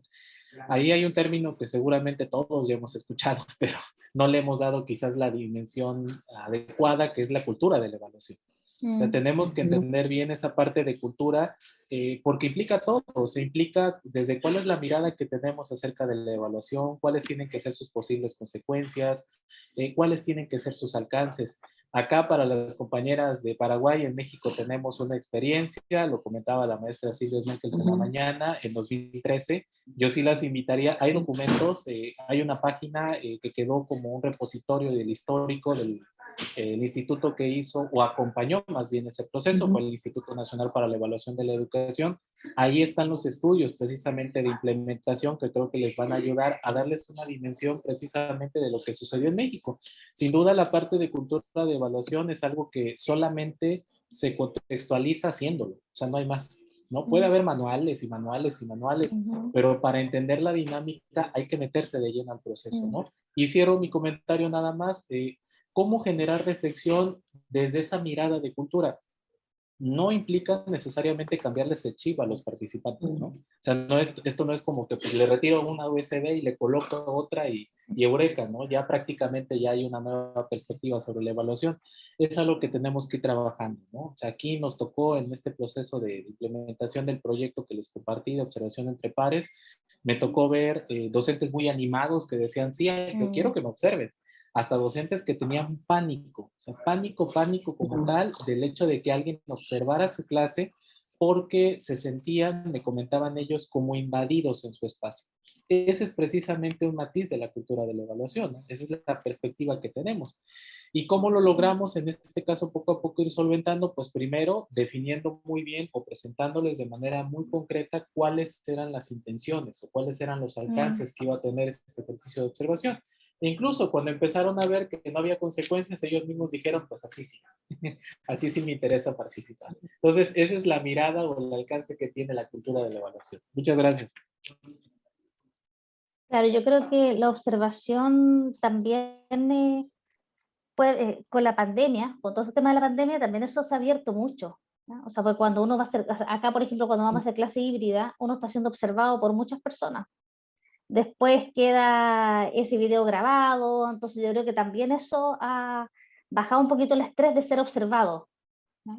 Que antes era como que estaba encerrado en la sala, la puerta cerrada y nadie podía entrar ahí ni ver nada, ¿no? Ahora, ahora es distinto, yo creo que eso también ha cambiado un poco, ¿no? Con respecto al ser observado. Acá teníamos otra pregunta, déjenme subir para ver el chat.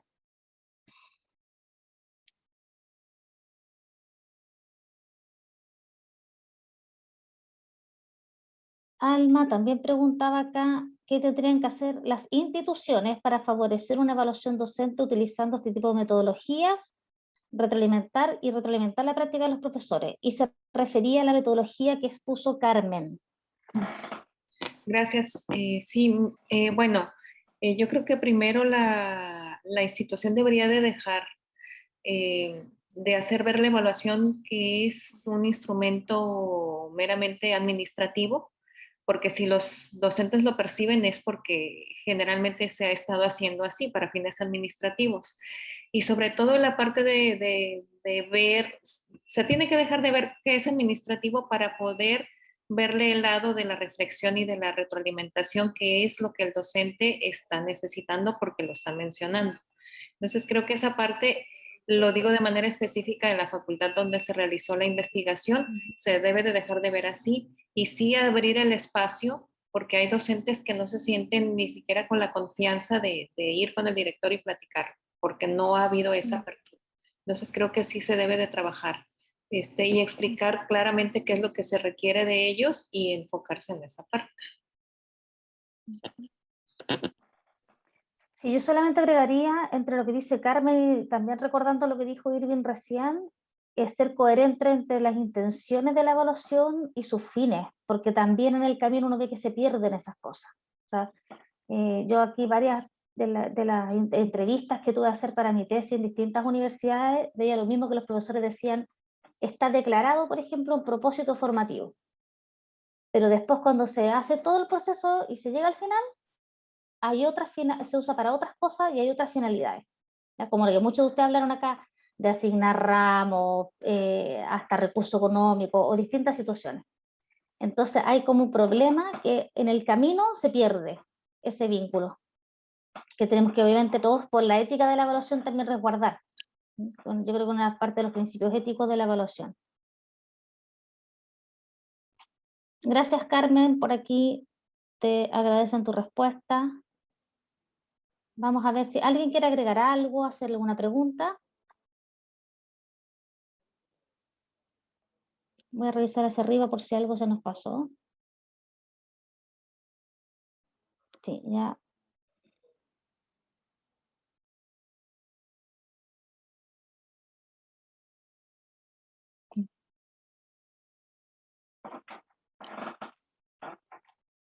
¿Algún comentario, pregunta? Voy a revisar.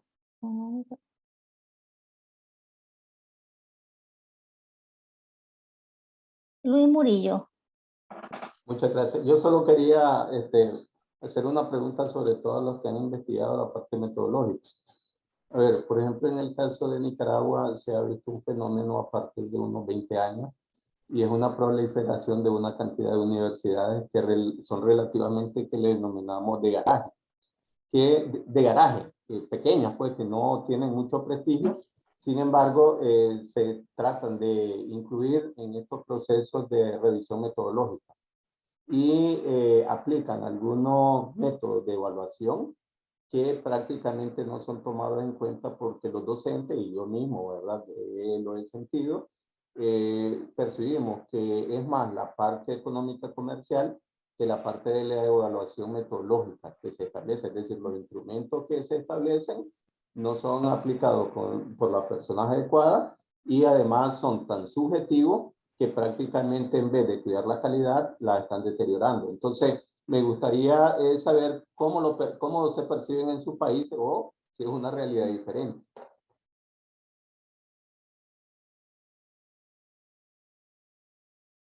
¿Alguien que quiera aportar algo a Luis desde su contexto?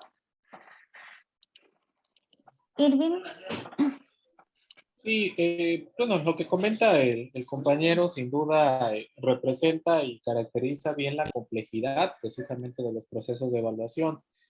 Brevemente les comento, su servidor pues está en México, radica en un estado que se llama Guerrero. Dentro de México tenemos 32 entidades federativas. Cada entidad federativa es una vida propia, es casi un corazón propio dentro de nuestro país. Y desde esa perspectiva sí se complica, como señala atinadamente el compañero, el hecho de pensar en instrumentos de evaluación generalizables. Se intenta y se puede intentar, pues nosotros, bueno, acá en México se intentó en 2013, pero sin duda cada contexto tiene sus particularidades y eso precisamente es lo que varios especialistas, sobre todo en el diseño de instrumentos de evaluación, han señalado, ¿no? O sea, cómo pensar en el instrumento perfecto para todos los contextos.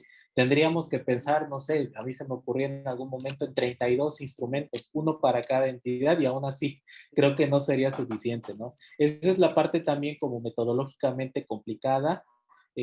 A mí, por ejemplo, me encanta el proceso de observación, o sea, me encanta y coincido plenamente con el hecho de poderlo incluir, pero imagínense, acá nada más en México tenemos un inconveniente porque pues si no logramos garantizar, por ejemplo, condiciones mínimas para las escuelas, para los alumnos y para los maestros, cómo pensar en procesos de observación, o sea, cómo pedírselos, sobre todo aquellos que elaboran a 5 a 6 horas de lo que son las cabeceras municipales, o sea, donde está la señal del internet, por ejemplo, ¿no? Para que lo carguen en esa parte. Y ahí sí admiro mucho lo que han hecho, por ejemplo, en Chile, o sea, estoy fascinado con lo que han logrado en Chile. Sus intentos en Uruguay son bien interesantes también, pero la experiencia de Chile es impresionante, ¿no? Pero sin duda responde a una característica particular y a un proceso que decía alguien ahorita atinadamente. Los procesos de evaluación son cíclicos, son periódicos, no son inmediatos. O sea, hay que remontarse a lo que hicieron en Chile, les tomó casi una década poder llegar al punto en el cual se encuentran actualmente, ¿no? Y a veces también, vinculado con las decisiones de política, los tiempos de políticas son rápidos, ¿sí? Resultados, gobiernos, entran, salen, nuevas ideas. Entonces, eso sucede también, por ejemplo, a nivel institucional, como lo comentaban los compañeros de la institución también acá en México, ¿no? Si de repente llega una autoridad que dice, eso no me interesa, o eso creo que no lo debemos echar a andar, te retrasa completamente. ¿Y qué sucede con el trabajo ya implementado? Se va a la borda, ¿no? Con las buenas intenciones que hubiera tenido. Gracias. Patricia. Sí, para aportar lo que dijo Irving, sí, es en cuanto a lo que es la sobreestimación o el manejo errado del instrumento. Es lo que ocurre en Paraguay también, tenemos esa experiencia, Luis, tenemos situaciones, nuestros instrumentos sí están estandarizados en el sentido de que le hacemos la misma pregunta para todos los docentes en cuanto a la autoevaluación. Y sí tenemos esa dificultad de la sobreestimación en cuanto a la reflexión que tiene que hacer el maestro de su enseñanza. Entonces ahí es donde estamos trabajando fuertemente desde el 2016 con la socialización, la reflexión, trabajamos con los directores en el 2019 para que también tengan una mirada más objetiva, que pueda ir a la mejora y que pueda identificar aquellas debilidades para la formación continua del docente. Pero seguimos con una persistencia bajó un poco el porcentaje de 2% de lo que habitualmente veíamos anteriormente en cuanto a las puntuaciones. Es un trabajo no de un día para otro. Al docente tenemos que trabajar desde el vamos, desde el inicio, cuando entra en una institución educativa, desde su primer año escolar de enseñanza, porque es donde tenemos que trabajar también con ese director que hace el asesoramiento pedagógico, que mire de cómo el docente tiene que hacer su reflexión, que le dé una mirada pedagógica. Ahí sí, Carmen, es lo que habla ella en la parte administrativa, eso es lo que se percibe a nivel nacional, es una mirada administrativa de un cumplimiento de un fin de año escolar o una etapa escolar, de poder presentar un documento de tendencia obligatoria. Vinculamos los 25 indicadores con, ahí sí también me acuerdo que el representante de los gremios estuvieron en esa mesa técnica de poder poner algunos documentos de tendencia obligatoria, y le incluimos al director que ellos puedan observar la clase, o el coordinador pedagógico, el que es el que acompaña en forma directa como técnico al docente. Aún así, vemos eso, y sí se tiene que trabajar con el evaluador, sea el agente evaluador, sea el propio docente, el director o otra figura, para que pueda completar correctamente el instrumento. Ese es lo que se tiene que ver desde esa mirada. No es un trabajo fácil, sino que tenemos que volver a ver el protocolo o el procedimiento para que podamos llegar a eso.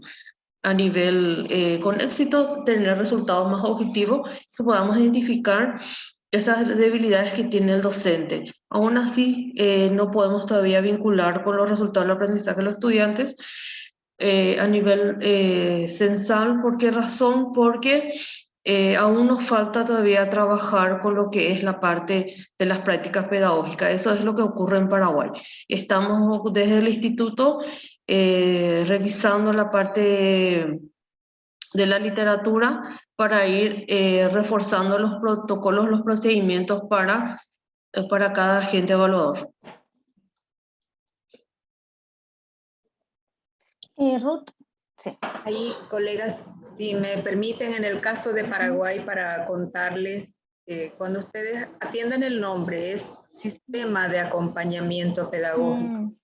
Y efectivamente está enfocado como tal, como un sistema. Entonces hay un conjunto de partes allá adentro que son complementarias. Algunas las podemos contar acá, como las está contando Patricia, y otras de las que todavía nosotros mismos no estamos del todo con la historia completa como para contarla, ¿verdad? Eso por un lado. Por otro lado, cuando hablamos de acompañamiento, recogemos un axioma tal vez que ya es en el sistema, y lo mencionaba esta mañana una colega que no sé de qué país era, de que el maestro se siente solo en clase. Y es natural sentirse solo cuando no entiendes, cuando tienes muchas lagunas sobre tu práctica, cuando no puedes compartirla, cuando no hay intercambio. Por eso es lo que creamos, que el maestro se sienta acompañado, se sienta que hay alguien que lo está conteniendo, que lo está comprendiendo, que lo está apoyando, que lo está retroalimentando, y romper esa verdad que nos viene persiguiendo por años, de que el maestro cierra la puerta y allá hay una caja negra de la que no se sabe qué es lo que ocurre, y lo único que vemos al final son los resultados de aprendizaje, pero no sabemos qué pasó con las prácticas pedagógicas. Entonces, y por otro lado, que no está ya en el nombre de sistema de acompañamiento pedagógico, bueno, la parte de pedagógica creo que, voy a repetir algo que dice un profesor nuestro con Patricia, que la pedagogía es una ciencia joven, pero tiene procedimientos, tiene protocolos, tiene teorías, tiene métodos, y nosotras tratamos de aplicar los que hay y de desarrollar otras. En Paraguay hemos desarrollado protocolos, hemos adaptado, hemos innovado. Y creo que me lleva a lo más importante, que es lo que ha sostenido. ¿Qué pasó en Paraguay? Yo lo escucharán por mi acento, estoy 14 años en Paraguay y el resto estuve afuera y podía ver lo que estaba haciendo Paraguay, pero Paraguay ha tenido por lo menos 20 años de pensar en cómo podría ser la evaluación, cómo tendría que encararse. Creó una institución muy grande como en su principio era el Servicio Nacional de Evaluación y hoy es el Instituto Nacional de Evaluación de Estadística. Adentro tiene un conjunto de evaluaciones estandarizadas de resultados de aprendizaje, de resultados. Aparte de ello, tiene autoridades, digámosle, personas que han sido formadas por muchos años, que se han mantenido, que a pesar de los gobiernos eso ha tenido continuidad. Entonces mismo la directora que les está hablando, Patricia Lugo, lleva por lo menos 10 años ahí, ¿verdad, Patricia? Entonces hay un conocimiento profundo y junto al conocimiento hay confianza porque estas personas permanecen con equipos muy sólidos. Equipos tanto a nivel central del MEC como también en los diferentes departamentos que se fue creando institucionalidad en torno a la evaluación. Bueno, ahí son como lecciones aprendidas que cuesta mucho aprenderlas, pero es lo que asegura que haya continuidad en una política. Muchas gracias, Ruth. Muchas gracias. Bueno, les vamos a ir cerrando esta parte. Les vamos a agradecer su participación, su disponibilidad, el tiempo para responder todas las preguntas que nos plantearon en el chat. Y a continuación vamos a seguir obviamente en el Congreso.